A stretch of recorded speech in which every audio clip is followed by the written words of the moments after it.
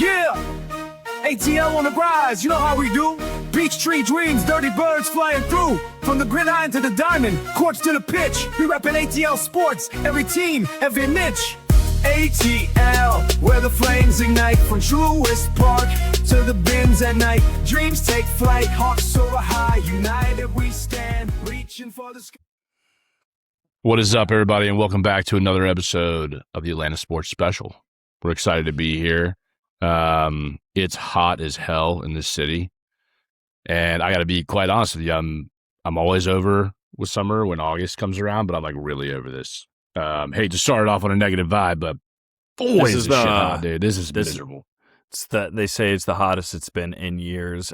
This past weekend was the hottest couple days of the entire year recorded so far. It was like 94, 95, but it felt like 100 and something outside. As somebody who was outside a lot, doing some stuff with friends, it was quite miserable. And everywhere I went, I either stopped home first to change and reapply deodorant, or I had an extra t-shirt with me to change, or I cut my plans short and would just go home and say, I'm not dealing with this anymore. So yeah, I mean, that's pretty much all you do. And it's brutal. Having the kids, it's basically like imagine going outside. Oh my in gosh. the heat. I can only imagine. You just have a 30-pound dumbbell that's crying every time you go outside. So like, yeah. And you're crying because it's hot. They're crying because it's hot. And like, my body's crying in the form of sweat. It's pretty miserable. I'm going to Bahamas on Thursday, and Mr. Vacations are over here. Get them all out of the way, and then it's 4 degrees cooler there in the Bahamas than it is here. Yeah, it's 4 degrees cooler.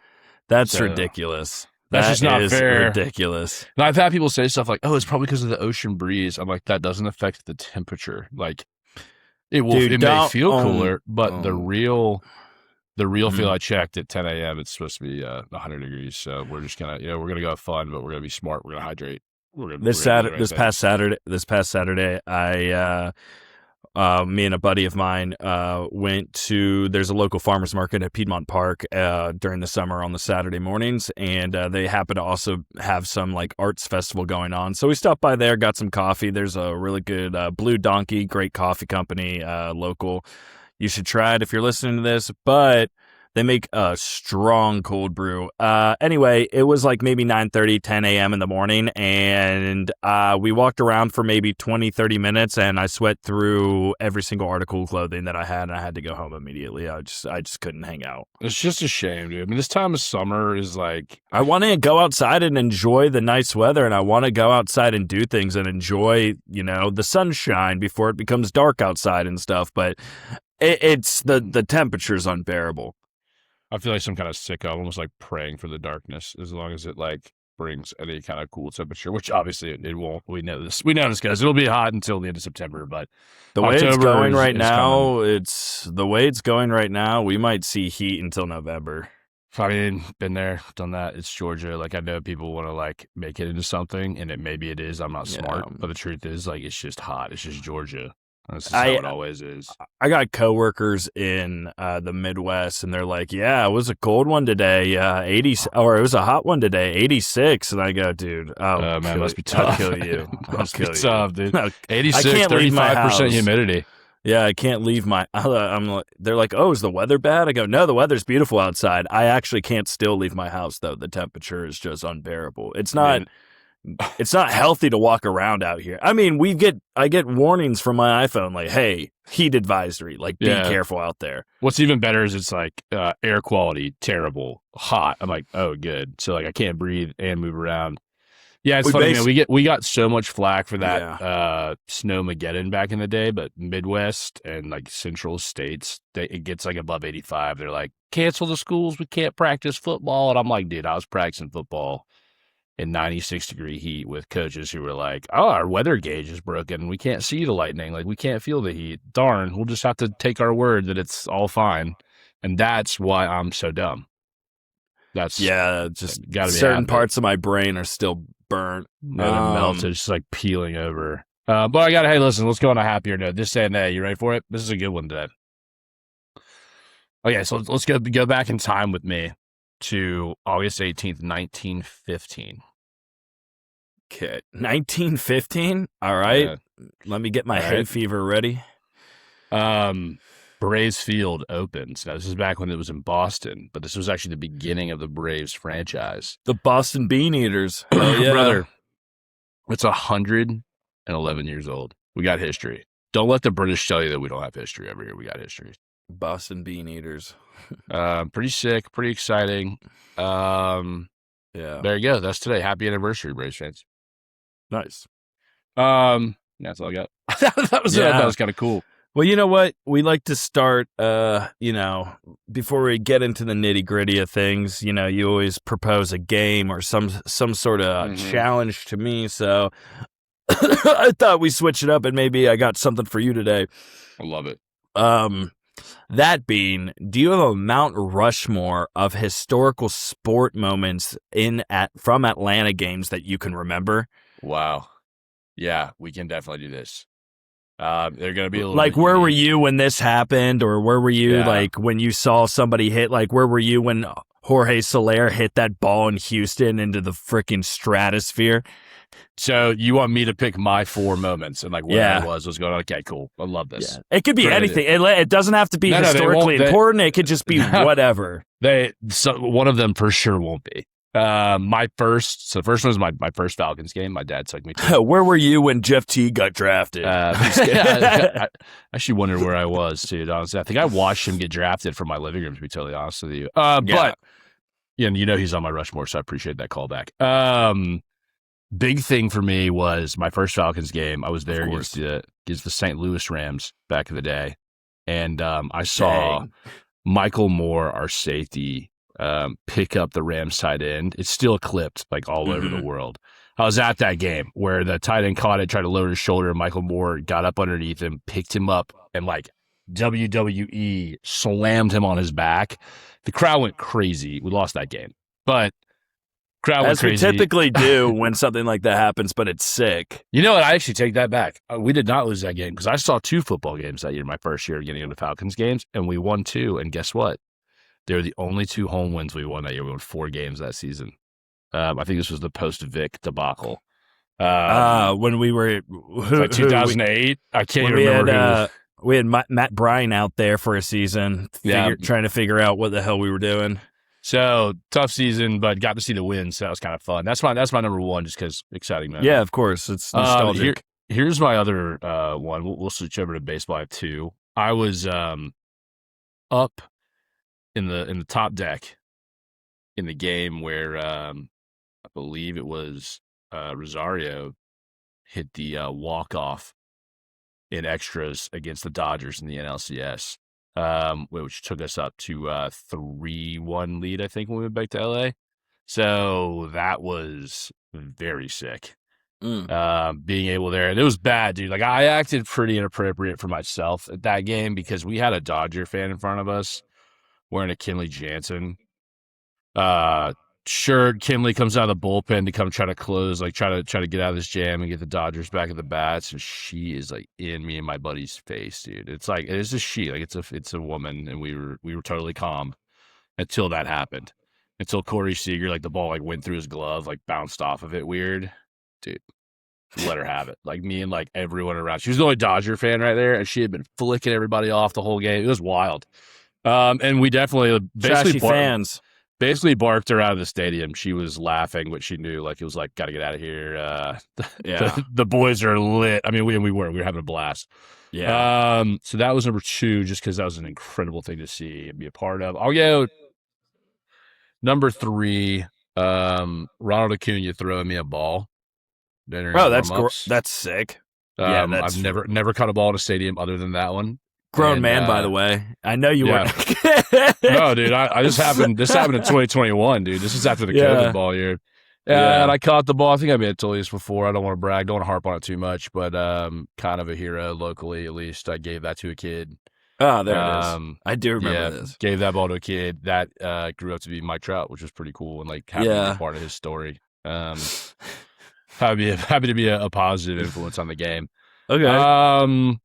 Man, one more. I'm trying to think of like a good one that's happened like with me in person at the game. You know what? I'm gonna actually say, unrelated to like specifically Atlanta sports. But I saw Auburn beat Washington over in one of the kickoff games. When I was in college, which was pretty fun to be in Mercedes, like watching that game was a lot of fun. Definitely lost to UCF. I was at that game too, which was pretty tough. But fun times. That's my like probably 4, I would say. What do we think, Kramer? Do you have a top 4? Your Mount Rushmore? Oh no, Kramer's frozen. Tech difficulties are pretty par for the course amongst working men like this. While he's gone, I'll tell you another little tidbit, another little fan favorite here. For me at least, honorable mention, if you will. My dad one time. Oh yeah, I'm in here. I'm still ripping. Honorable mention is my dad. I'd never been to a Hawks game. I think I was 16. My dad told me we were going to a Hawks game. He showed me the tickets. We're in the lower level. I was like absolutely jacked to go. We get there. We separate from the people we came with. They go to this first level, and my dad took me, and we sat courtside. That is cool. I watched Al Horford just absolutely mash a dunk on a fast break too. It was awesome. So yeah, shout out my dad, who obviously made like a couple of these dreams come true as a kid. He was with me for the I took him to the Acuna ball catch. So shout out to me for yelling at Acuna loud enough to get a ball thrown to me. That is sick. So just little things you can do to be a real, true patriotic fan. Kramer, what do we got? Hit me with your Rushmore. Oh man, I got some good ones. Yeah, I got some. Am I still here? You're here, dude. My computer. I've been doing some nonsense all day, and it has just been. No, now you're gone. We'll just leave whatever nonsense Kramer's doing on his computer up to the imagination. Concerning? Yes. But we won't go there. When he comes back in, we'll let it hang. He can just see this when he's editing. I think we know what he was doing on his computer. Nonsense. Okay, pal. Careful out there, kids. Now it's just going to be a segment of me eating sunflower seeds. Shit, man. Where were we? You were talking about your Mount Rushmore. Top 4. Hit us with your Mount Rushmore here, Kramer. Yeah. Oh, top 4. Yeah. All right. So what I was pulling up before I was so rudely interrupted by poor internet connection. Yeah, we'll call it that. Sure. God dang it! I had everything pulled up. Not my internet connection. It's this slow ass computer. I feel bad for my upstairs neighbor that just heard me have to yell the way I did because I was about to be pretty angry. Okay, thank you. Can we just all right, perfect. We can cut all that. But okay, so my number 1 sports moment in Atlanta, I will have to say, just as I'm going to kind of group these two together, it was being at the Braves watch party to watch us win the final game in Houston to win the World Series in 2021. They had a free viewing in the stadium. You could go get tickets and you could go watch like in the stadium, on the big screen in the stadium. And as soon as we won, I mean, there was people throwing hot dogs, people just losing their mind. I mean, it was a huge party out there. And then along with that, I'll include the actual championship parade itself and having a free T.I. Ludacris concert in the stadium afterwards. That was probably, hopefully not the last one we'll see, but that is definitely like to see a championship in your city with your own team. And yeah, I get it. There's other people out there that go, what's so special about that? I get it, Boston fans. You've had that every year since you've been alive. Okay, cool. Whatever. Yeah, sick, cool. Like, we get it, you guys are blessed or whatever. My second one is, I have to say, I think I can't remember. I think it was Chris Crawford. It was like back in the day when they used to do really cool giveaway stuff at like Hawks games. I remember my seat they like used to just announce like, oh, section so and so, seat so and so, you have won yada yada. My seat, I was maybe 6 years old or something, and my seat got called to win a free bobblehead. I thought that No was really way, cool. dude. Yeah, That isn't is that sick. nuts? That never happens, man. That's I like had to go. awesome. It was like it was like at it was right at the beginning of the second quarter, and at halftime I had to go get it and like go redeem it with my dad. That was pretty cool. That's tight, dude. I don't think I've ever That been a is part so of one of cool. those things. And That's then my pretty little cool. brother broke that bobblehead, and I was pissed. That just sounds like brotherhood right there. That sounds real. Yeah. And then my last two are definitely Falcons games. My first Falcons game in 2006, it was Michael Vick versus the Pittsburgh Steelers. The year that they went and won their Super Bowl, Ben Roethlisberger won his first Super Bowl, I believe. That 06-07 season. I could be wrong, but anyway, it was one of the most electric games ever. The final score is Falcons 41, Pittsburgh Steelers 38. Huge. There was just so much unbelievable scoring. Algie Crumpler went 6 receptions, 117 yards for 3 touchdowns. It was it was just everything I was watching. It was it was the greatest I've ever seen. Also, I believe that was Roddy White's rookie year. I could be wrong about that, but I mean, it was just an electric game. I remember being there with my brothers, being there with my dad, and I was just like, I remember this is where I was like, yeah, I'm a Falcons fan. I mean, I might have been in like 3rd grade. And after the game, I mean, you remember how the Georgia Dome used to be. The Georgia Dome used to be not a very kind of that and Ted Turner Field used to be a very kind of scary place to go, you know. Yeah, Turner Field was electric, but yeah, outside the parking lot area, whatever. I've seen some crazy things going underneath the bridge and then after, just nuts. Oh, so I remember there was a huge because I think the Steelers were doing pretty good, or ended up having a pretty good season that year. I think if that is the year they won the Super Bowl, I don't remember. But anyway, I do remember afterwards that like a gang of Falcons fans outside, and they started a huge bonfire in the middle of the parking lot with terrible towels lighting on fire. It was so cool. And my dad was like, we need to get out of here. And I'm over here like, I want to light stuff on fire. This is amazing. Yeah, Pittsburgh will turn a kid crazy real quick. They get to see what it's like to celebrate up there. Honorable mention is like probably Jorge Soler hitting that absolute nuke out of Houston Stadium. Which was just I mean, it was insane. There's a reason he was the MVP. Another honorable mention for the Braves I have is actually that game when it was, or game a couple years back. It was in August. It was Braves Mets series.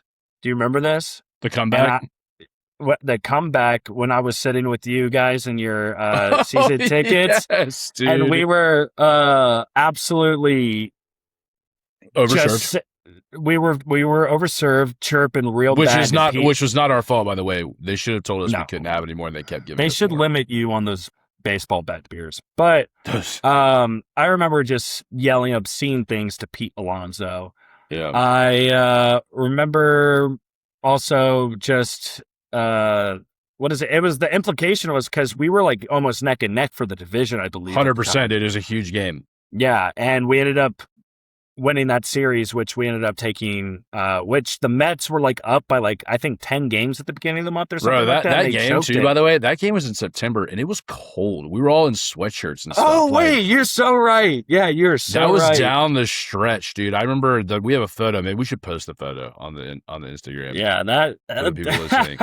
That's such a good photo too. And yeah, man, it was a cold one. I think that's why they kept serving beers like they knew. But I think I think my last one I'm going to go with is, it was my first Atlanta United game.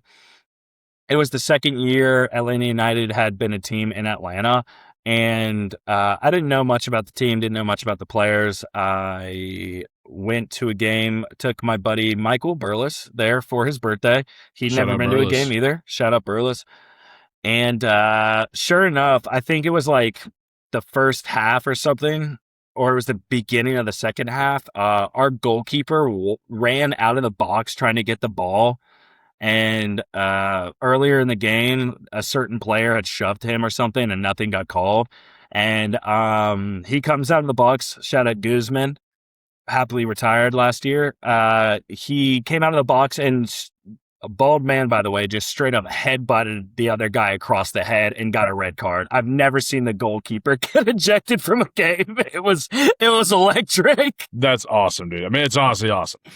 No, it was so cool. Here's a quick question. We got to get into the details here. I know we don't have much time now, but what's the best crowd pop you've ever heard in an Atlanta stadium? Crowd pop, as in like something happened and the crowd. Yeah, crowd goes nuts. I want it to be like if you have one that you were at, or I also say like if you were at the Battery. I think that counts too. Like, I mean, like you're at the watch party counts. But like, and I mean, it was this. It was 1,000% this past year, this past season with the Hawks. I was at that first. I was at that first home game, Atlanta versus the Knicks, where we won. Oh, I bet you know what I mean. Oh, it was crazy. Before we decided to lose the next two games by a combined 100 points. Yeah, exactly. It was insane. No, like the crowd was going wild. We came back. We had no business. Well, first of all, we were up by like 20 and then we let them come back. Shouldn't have even been in that position in the first place. But I mean, it was crazy. The crowd went absolutely wild, and to be part of that was sick. And yeah, I mean, you know the rest of the story with that series. I think the loudest crowd pop I ever heard, like single pop, was actually I was at Game 3 of the World Series. When it was a 2-0 game, Ian Anderson pitched a 5-inning shutout. And Travis d'Arnaud hit a solo home run in the 8th that gave us the insurance run. When that ball, dude, and I will say this, like playoff experiences in Atlanta sports, there's nothing like true Braves in contention playoff games. You stand every second of every inning of the game. Every pitch feels like it's like do or die. And when that pop came off his bat, the whole stadium exploded. I mean, like absolutely erupted in a World Series game. Like to be a part of that in Atlanta, I don't know, like my dad's told me all the history about the 90s, like him going to some games and how big that is. And I know it now because it was electric to be able to feel that. Yeah, that's so and let's stay on topic. Let's stay on topic with the Braves, who are still chasing for another one of these, elusive World Series. And right now we're 6.5 games up on the Phillies, Phillies a little bit hot again, 6-4 their last 10, Braves 4-6 their last 10, on a bit of a skid. This past weekend was not great. Yeah, this past weekend was not good. Yeah, plus my how do I describe this? It's my sister's husband's kids. Is that like my step nephew? Like, how do you say that? Is that how that works? I don't know. I have no idea. All I know is he came over. Step nephews? Yeah. Do you say that? I don't know. Like that's how these. Anyway, said he came over from England and went to a Braves game and basically trolled the Braves the whole time and cheered for Arizona. And now I got 1776 level beef with England again, so I'm pretty upset. But Teddy, if you're listening to this, you're a great kid. Just like cheer for the right teams. Don't do something nasty. Like if you've never been to Arizona, don't cheer. You say he's British? Yeah, he lives in London. He's over here. But he's awesome kid, dude. Why was he rooting? He was rooting for the Diamondbacks. He was trolling, dude, because all kids his age, they're just like hilarious little trollers, and like I remember being that. Stick to your beans and mash, buddy. Yeah, hey, with the bangers and mash, bro. Leave the big boy sports. Stick to your beans and toast. Go play some soccer, dude. You know what I'm saying? No, great kid. Actually, told me he had a great time too. Bet he's a Chelsea fan. Dude, he is a Chelsea fan. He lives in that. Oh my! So tough seeing for you for sure. That's Chelsea energy right there. I'll make sure you guys don't get around. It's gonna be like that video with the baby. It's like, dude, hold your boy, dude. Yeah, no, I wonder what's gonna happen when they get relegated one of these years. Anyway, dude, that's so out of my realm. Like, sounds bad. Don't know what that means. So stick to baseball. Anyway, Braves. Look, here's the deal with the Braves. We can kind of sum this up pretty quick. Like, starting pitching has to do better. There's no changes. So like Martin Perez and Bryce Elder are the two guys that we got to count on. Like, if we go to a series of 5, like say we don't win the division, we play a series of 5. Like, those guys, we're gonna play a series of 5 anyway. So I don't see a world where, like, I guess, like, we are not looking great. We're not on pace to win the division if we keep. I mean, if we play 500 ball from here on out, we should win the division. It basically sets up with this. Our magic number is 31 over the coming month and a half. It's those two Philly series are going to be probably what make or break it. Well, I mean, it really is, because it's like the idea is, I mean, we need the Phillies to lose as bad as we need to win at this point. And they have, I mean, their schedule, if I got to look at it, like they're playing the Marlins right now. Marlins are playing terrible baseball. So that's a cakewalk. They won the first game of that series. They have an easier side of the schedule. They had a pretty hard schedule coming out of the All-Star break. And now it's like, great, Phillies looking decent with an easy schedule against us having a tougher schedule post All-Star. I don't know. It's got me worried a bit. Let's see the Phillies' next 2 games are against Marlins, Angels, worst team in baseball. They got to go play the D-backs, who just peppered us in Atlanta. Then Braves, then Astros, who are mid, then us again, then Nats and Mets, Brewers, Rays. That's it. That's the season. Yeah, I mean, us 50-50 on hard opponents for them. 50-50. Us and the Brewers, I'd say, are the hardest people they go against. Yeah, us, definitely the Brewers, definitely us, definitely the Rays too. Won't be like a cakewalk. The Braves. I mean, we got, honestly, the Cubs are looking decent. Philly, we got Philly twice. We got the Brewers and the Dodgers. So we have the 2 best teams in baseball back to back in our next series.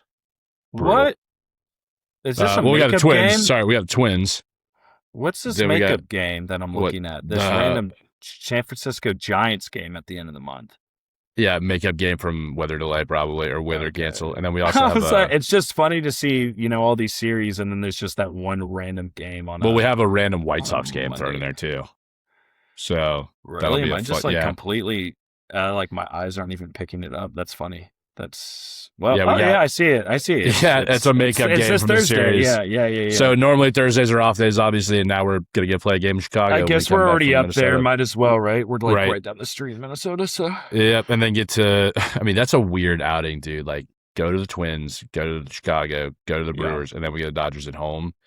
Man, I hope those boys are rested for that Dodgers series at home. I think it's gonna be the best packed the stadium's gonna be the rest of the season.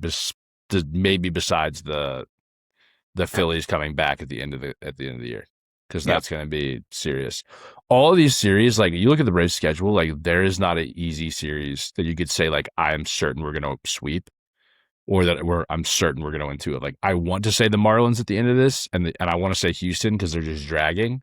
But like the Reds can pop, dude. The Reds can pop. They've won a lot of games recently. Like, it's you can't just say like the Reds can't do it. Do you know what I mean? I know they're 60-65. But they're also, like, you go look at the National League Central may be the most well-rounded, best division in baseball. Between the Brewers, Cubs, Cardinals, Pirates, Reds, every single team in that division has over 60 wins. They're all almost at 500. It's that's a tough one. Like, the Cubs have 73 wins, 1 less than the Braves, and they're 4.5 games out of first place behind the Brewers. That's crazy. That is nuts. That's crazy. So pitching's got to get it done. I don't count on a bullpen. It's almost like what we're about to talk about, which is going to get really doom and gloom, so hang tight. Like, we have to score runs to win. And I know that sounds stupid. Like, you obviously have to score runs to win. But, like, if Atlanta gets in a situation where we have a pitching duel where it's like a 0-0 game going into 7th, like, we're going to lose that game. Yeah, I mean, our bullpen cannot just do looking at it, that's exactly what it shows. That's exactly what everything kind of shows. I mean, us... just going back to back in New York and losing the majority of these games. just is. It's Tough. like it is tough, and yeah, at the end of the day, it is just. I mean, our defense is just what's slipping through the cracks. Some of the guys. Oh my gosh. Why Jim can't I Jarvis. think of his name right now? Austin Kim? Jim Jarvis. Kim? Oh, dude, I don't even want to bring his name up. Kim is on pace to be historically have the worst. He already is. He is on pace to have he is having the worst historical offensive game by any player in the MLB, and the MLB has been around for 50 years almost. It is insane. It is actually nuts. I don't have the numbers off the top of my head, but I was looking at it today, and he is like, out of all the players that's ever been in the league, he's like number 47,000 something, whatever. Like, it is that bad. He is the worst baseball player. He is having the worst baseball year any baseball player has ever had. And that is back when, like, that's even dating guys that were coming off of a 18-hour shift from the sawmill to go play a game of baseball, and they'd still go out there and hit twice as hard. I got the stat pulled up for you to verify how bad it is too, Kramer. It's Ha-Seong Kim is batting 66. And that average is the lowest of any position player in the history of the game with at least 85 plate appearances. He's batting what? The only 66? player in the live ball, 66, sub 100. He is the only player in the live baseball era with a batting average under 100 and 0 extra base hits. His 5 total bases are the fewest ever, rivaled only by Pop Smith in the 1881 Worcestershire Ruby Legs. Even Pop got to 7, something we may not have with Kim because he is injured. How do you get injured if he's not doing anything? Ice skating, probably. That's a good question. It's guy loves ice skating. That quote from Friday. It's like, it's that guy. It's the quote from Friday. It's like, how are you going to get fired on your day off? And that's how are you going to be bad on your day off? And you're not playing, and you are still just the worst player to be in existence. It's embarrassing. It still sucks that we got rid of. Oh, sorry. I was just saying it's just embarrassing that we got rid of Jorge Mateo, and then this is what Kim does and performs with. Yeah, this is just an Atlanta move. It's just exactly something that would only happen to an Atlanta team for some reason. I mean, it's you're gonna looking in the annals of history, you'd be able to just see some of the, if it's a crazy sports fact where you're like, how is this even possible? There's probably a 55% chance it was an Atlanta team or a team that Atlanta has taken over. I just want to say again that this was the same as the last time we talked about this. Ha-Seong Kim is making $4 million per hit so far this season. And the season's over in a month and a half. Good for him. Good for him, dude. That's the American dream right there. Do little and get paid millions. I'll never be mad at somebody I'll never be mad at somebody else's hustle like that. Yeah, dude. He absolutely fleeced us. Good for him. I'm proud of him. That's sick, dude. That's if you grew up liking mob movies like I did, like the Lufthansa heist from this is just the town. Goodfellas. This is just the Atlanta heist. Yeah, this is the Atlanta heist. It's just Ha-Seong Kim snuck into the city on a visa after breaking his hand in Korea and stole $20 million from an organization and left overnight. That's literally a heist. You could write a book about it. That's Dallas, baby. Yeah, instead of Goodfellas, it'll be called Slip and Fall Fellas or something. Boo! That's all I get. I know. That's all you get on the spot. Do you have anything else on the Braves? Because I was about to transition from the boos to another thing I need to boo about. Because if it's the Falcons, let's get going. Let's talk about. I'm at my wit's end. To everybody on the internet right now, that's, I've been in the comments fighting with people. I've seen you in the comments fighting with people. You can't be blaming Tua for all of this. You're right. Maybe sure. I cannot be sure, I can't be blaming Tua for all this. However, yeah, I can. Also, somebody tried to hit me with some stats. He's like, oh, Tua only played like a couple drives, and as somebody said, he was 7 for 70, 66 yards or something like that. I'm looking at it right now. He was 3 for 5 for 22 yards. Because I was in my head, I was like, I watched that game. I was like, did he really throw 66 yards? That doesn't even make sense. What the heck? No, he did not. In fact, unless, the ground is a wide receiver, then he threw an immaculate. Then he threw he threw a tight spiral to the ground. He also handed the ball off really well to the ground, too, when he fumbled and fell over. Third play of the game, he fumbled. It looked like he was seeing ghosts back there. He just could not look.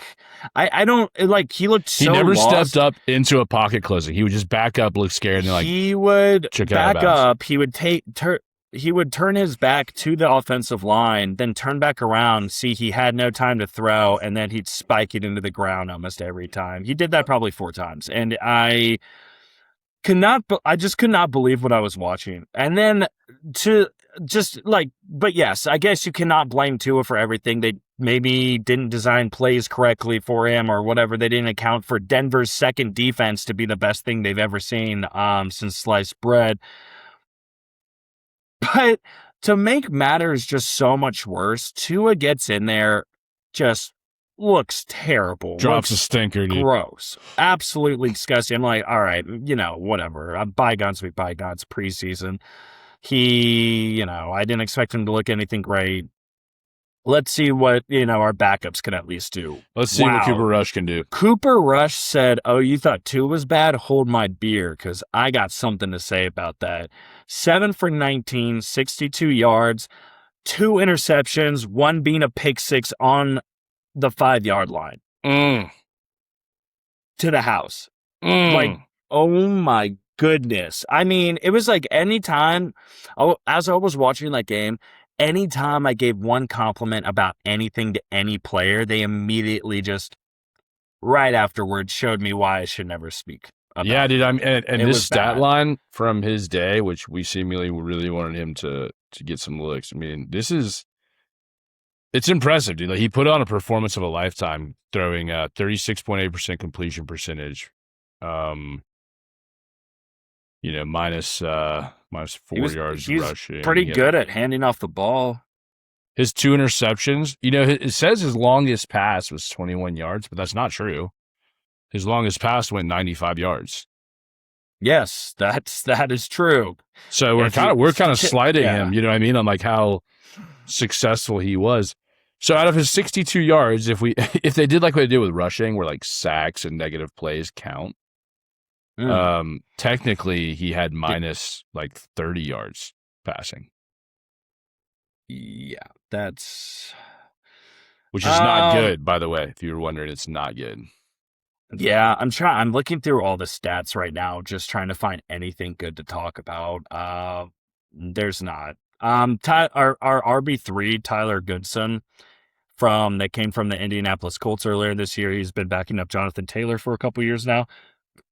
7 carries, 28 yards. That is actually, I guess this is going to be sad too.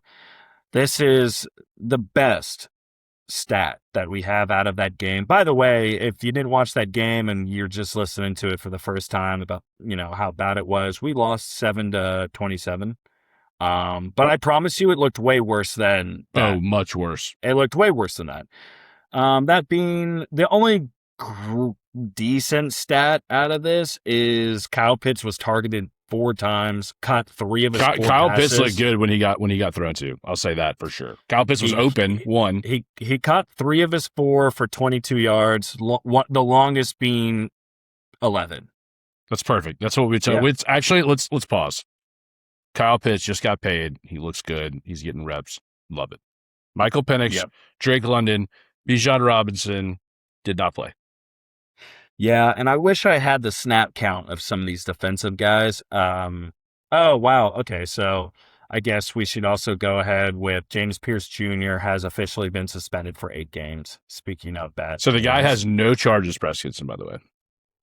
No charges. No he legal. Took his class. No legal. He is fine. Eight games for having no problems. I'm not saying what he did was good because it wasn't. No, of course not. But are we not a country that is judged by our peers and court document records? And according to court document records, there is nothing historically. James Pearce who? James Pearce, and also that second chances. Yeah. Also that video, that the body cam footage that got released, that was AI. That wasn't AI. even real. Yeah, it was AI. I don't know if you James look Pearce, closely, but I know he you would look do that. closely, he has 7 fingers in one of the scenes. Like, it's not real. How many games was Baker Mayfield suspended for running from the cops and getting attacked? Do we know? I don't remember that. You don't remember that? Oh my No. God! Do I have a video for you, dude? He got formed second to oblivion. Oh wait, okay. So the highest stats we put up all game, by the way, just to get back to that real quick, is from Jake Bailey. Jake Bailey had 4 attempts for 198 yards on punting. And then our other punter, Matthew Hayball, came in with also 4 punts for 178 yards. I mean, we put up pretty elite punting stats. We put up damn near 400 punting yards. It's pretty good. You do not want to get punted against You with the Falcons, dude. You want to score in touchdowns because our punters will put you in a bad spot. You do not want to meet us on the line when it comes to punting because our punters will do the best. Let's flip this. Let's get Flipper up in here. Maybe the best special teams unit in the country right now. Sure. Yeah, okay. Maybe. Let's see kick returns. Okay, yeah. We had Vinny Anthony II, 3 kick returns for over 90 yards. That's actually pretty good, averaging 30 yards. Take that every time. Longest was 32. That's 5 really more good. than they give you for a fair catch. She'll take it. On kick returns, we also had Tyler Goodinson and Ahmed Zacchaeus. They both had 1 return, both for 1 for 30, 1 for 24, and yeah, that's pretty good. That's exceptional returning right there. We might, considering our special teams was one of the worst last year, maybe we just decided, hey, we don't need a quarterback if we could just kick return every ball to the house. I mean, we don't need a quarterback. Our team last year was so bad in all phases of the game. Like, if one improves, it is like if I got to get excited and wear a Falcons jersey to cheer on our punter, I'll do it, dude. I'm sick like that. I will do it. Yeah, I mean, that's about the extent of what we have. Our next preseason game is this Saturday at 1 p.m. against the Colts. I'll go ahead and say we'll lose by 20. Colts 17, Falcons 7. Falcons 10. 10. I want to see. I was gonna say I want to see our field goal. We're gonna make a field goal. I think we'll kick 2. We'll make 1. Yeah. I like that line. I'm going to say Colts 24. And I'm going to say the Falcons 13. I like that. That might be that I like that a lot. We're going to kick 2 field goals. We're going to make 2 field goals. I think we'll kick 3 probably. Yeah. But yeah, and you know what? Sometimes you see these NFL teams play really bad in the preseason, and then somehow, by the grace of God, they show up week 1 and they look like one of the best teams in football. So there's always that chance. However, that's probably not the case with the Atlanta Falcons. No. But let's talk about this. Maybe we can harness the energy.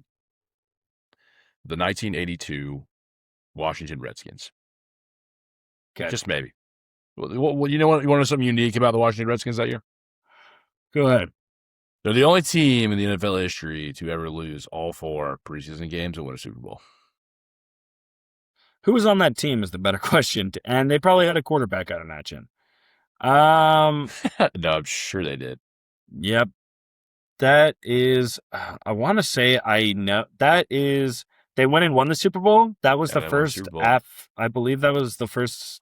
Who was that? Who's the quarterback? It was Joe Theismann.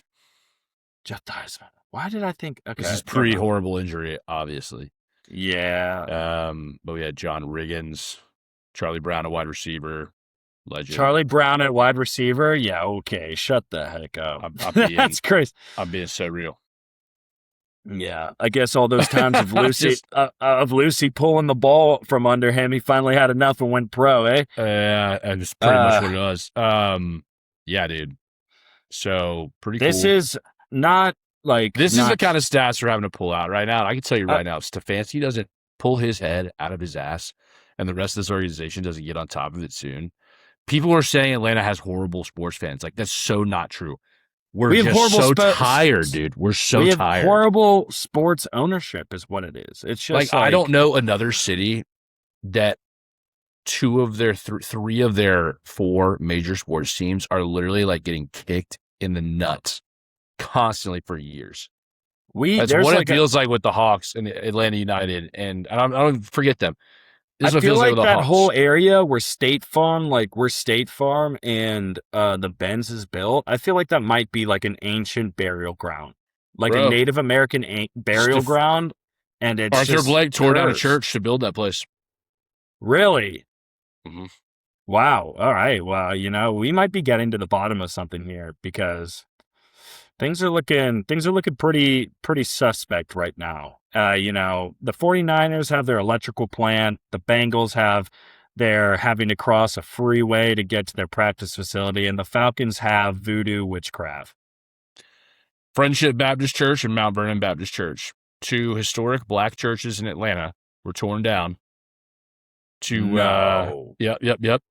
Early origins of Morehouse and Spelman College's 155-year-old congregation. So you tell me, dude. I'm just saying, like, bro, like the math is math in there. The math that's adding up, dude. And I think it's time. Now that I think about it, that Kramer and I left the booth and went and did some investigative journalism ourselves on this. I might have to go talk to the community over there and see what they do. They might be putting spells on them. Kramer, I really think we're just brainstorming live here, but the truth is, like, we need to go do some tailgate interviews big time this year. Yeah, for sure. Wait, we do have one positive note from the Falcons camp. Let's go. Come on. Besides our special teams being sick. Yeah. Zadarius Smith has signed the 2-year veteran minimum with the Falcons this morning. Let's go. Zadarius Smith is been kind of a journeyman most of his career. Philly, Ravens, Packers, had some good Lions, years in Philly. And the Browns. He's been around. He's been around for a while, but honestly, he's the same energy as Jadeveon Clowney, and I would love to have Jadeveon Clowney on my team right now. He honestly reminds me of the same thing we did with like Leonard Floyd. Like, it's like, hey, you have a guy coming in with some serious experience who's going to be able to coach young guys up, which we need, and like maybe get a few sacks. Like, this would have been headline news 6 years ago if the Falcons had done this early this season. I think it's the same energy about 2 years ago. What was it? 2 years ago? Yeah, with Matthew Judon. And honestly, I loved that pickup. Yeah. That pickup was great. It was great for the locker room. It was good team morale. But yeah, I just want to put this in perspective, though. Okay, coming into the season, the Atlanta Falcons, I was so non-concerned about our edge position and just like defensive end. Correct. And in the matter of 3 weeks, the absolute worst thing that could happen, your run stopping absolute monster Jalen Walker blows his knee out. And then simultaneously at camp, not even a preseason game, just at camp. And then James Pearce Jr., the totally innocent and free James Pearce Jr., is given the max of his potential suspension from between 6 to 8 games. He was given 8. I'm just saying, after those 8 games, I think when we do our season, I'd be scared if I was another team. If I caught James Pearce Jr. on week 9. you don't want to see that, gosh. Oh my gosh. I mean, he might have 10.5 sacks in his 9 games of eligibility. That's what I'm saying. I like, wow, this man's been pent up and this man's angry. I saw that body cam AI footage. I'd be scared to be going against him for sure. That's some crazy stuff. Well, listen, next week we got some good stuff coming to you, Kramer. I want to say one thing I want to mention is Kramer and I are actually going to be doing, we're going to go through the schedule. We're going to make our picks like we did last year. I think you're going to see a bit of a different tone during that. Yeah. And we have some other exciting stuff coming down the pipe as well. We'll keep everybody apprised of that on the social accounts. Shout out to Peyton, by the way, who will be back on the pod here soon. Yeah. Absolutely crushing the game over there on Instagram. Please, give you cue, go follow ATL Barstool. Yeah. That guy's the man. Put in work. He puts in a lot of work. Just 2 recaps here of some good news, or actually some more bad news, and then some cool news. I guess depends how everybody. The Atlanta Dream this past weekend went against the Indiana Fever, Caitlin Clark's team, and they 81-81, 10 seconds on the clock. At 10 seconds is a lot of time in the NBA, WNBA to shoot. 10 seconds is a lot of time.